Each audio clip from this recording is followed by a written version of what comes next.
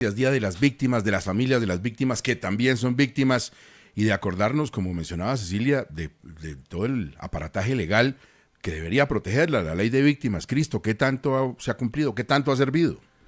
Gustavo, estos testimonios muy dolorosos, ahora que yo estaba escuchando, conmovedores, me recuerdan la primera sesión de el Senado de la República hace ya casi 18 años, en julio del 2007, para escuchar a las víctimas de los paramilitares, de las FARC, del ELN.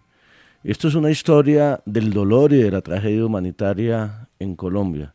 Fue muy impactante en ese momento y a partir de allí surgió todo el movimiento de las víctimas que permitió 4 años después, en junio del 2011, que se sancionara la ley de víctimas y restitución de tierras. Gustavo, Colombia ha sido tal vez el país en el mundo entero. A nosotros muchas veces nos gusta autoflagelarnos y no reconocemos muchas veces lo que el Estado en su conjunto, ningún gobierno, ha hecho en distintos frentes. En este caso, yo creo que hoy viene Cecilia, la escuchaba, al Día Nacional de la Memoria y la Solidaridad con las Víctimas del Conflicto en el Congreso. Y habrá una sesión plena del Congreso para escuchar las víctimas. Se hace todos los años establecido por la Ley de Víctimas. Pero Colombia es tal vez la democracia y la sociedad que en el mundo entero más ha avanzado en reconocimiento a las víctimas del conflicto. Cuando usted toma el conflicto en Sudáfrica, en Centroamérica, en Perú, las cifras son mucho más bajas. Lo que pasa es que le voy a dar una cifra, Gustavo, después de que se expidió la ley hace 14 años. Hoy el registro de víctimas tiene 9.888.182 personas. Estamos hablando de casi el 20% de la población colombiana. El registro que abrió la unidad de víctimas. Hoy el Estado colombiano ha indemnizado, la indemnización de la que se hablaba, 1.460.771 personas. El Estado ha invertido desde la expedición de la ley más de 21 billones de pesos en la reparación a las víctimas del conflicto. En el caso de la restitución de tierras, escuchaba a Cecilia el desplazamiento forzado y el despojo de las tierras.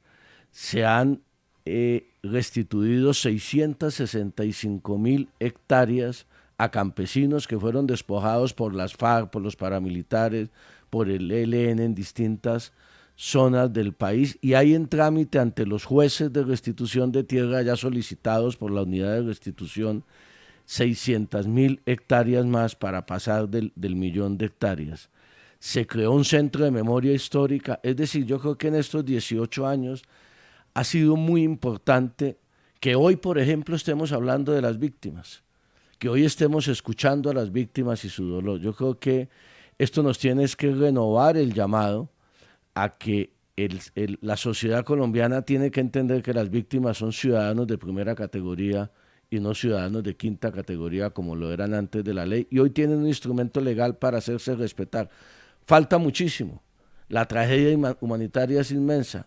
Imagínense, son 1,5 millones de víctimas indemnizadas y el registro son de casi 10 millones de víctimas. Estamos muy lejos de lograr esa reparación a las víctimas y siempre vamos a encontrar víctimas que lamentablemente no han sido atendidas con suficiencia por el Estado en su dolor.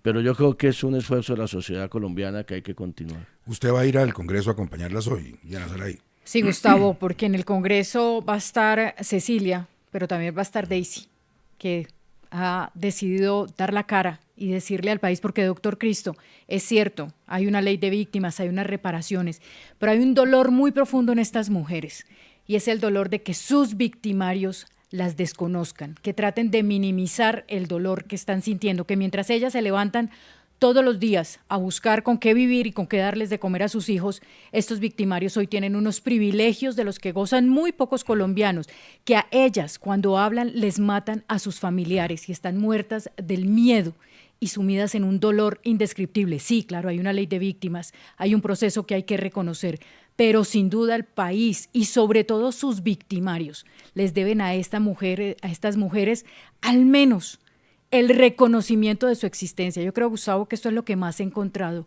Lo que les duele es el cinismo de sus victimarios de decir que no existen, como en el caso de Daisy, que cuando habló salió Sandra Ramírez a decir que era un invento de Caracol Radio, o como estas mujeres que se han enfrentado y la respuesta de sus victimarios es decir, vayan a la JEP y hagan el trámite. Ese dolor, creo yo, es el que todavía tienen las víctimas, y ese perdón a sus victimarios sin exigirles nada a cambio es el que sigue doliendo. No, es imposible. El reconocimiento a las víctimas es absolutamente esencial, y por eso es tan importante, además, Gustavo, la resolución que acaba de expedir la JEP, que va a acelerar la imposición de esas sanciones a sus victimarios. Una resolución, una sanción única por todos estos macrocasos.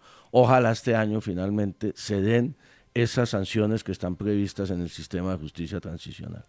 Como ustedes saben, en una situación muy difícil que viven varias familias tras el hecho de intoxicación, de 2 menores en Bogotá el fin de semana.